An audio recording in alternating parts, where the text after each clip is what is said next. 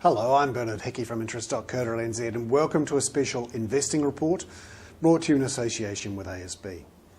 Today I want to have a look at all that money that's tied up in government superannuation funds. The Cullen Fund, the Government Superannuation Fund itself, which is for civil servants, and the ACC. It's more than $20 billion worth. Now over the last year or so, they've lost around about $4 billion because global stock markets have fallen and other types of asset classes. And now the government is telling us they're looking into how much risk these funds are taking, with the implication they want these funds to do less risky things. That means invest less in shares and more in bonds. It's worth asking the question, is this the right thing to do? Well, the traditional advice is that in the long run, you're better off putting your money into the share market, and that will outperform property and bonds and money in the bank. Well, the stock market collapse of the last year or so, which many people see as a once-in-a-lifetime event, well, it's happened every lifetime or two in the last 100 years.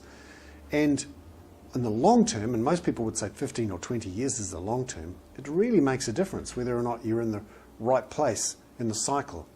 Many people say time in the market is more important than timing the market, but actually timing the market really does make a difference when you see such big swings in stock markets. And New Zealanders have effectively voted with their feet on this for themselves. Most New Zealanders now are invested in rental property, in their own homes, or in bonds or bank accounts.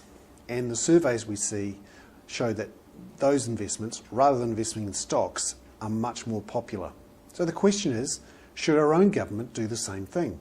Should it use that $20 billion tied up in government funds, which is mostly invested in stocks, both overseas and here, and use that to build rental properties? Or should it invest in government bonds? Remember, the government's going to have to borrow a lot of money over the next 5 years or so. It might actually help the government keep its credit rating. Some questions there for the government to consider.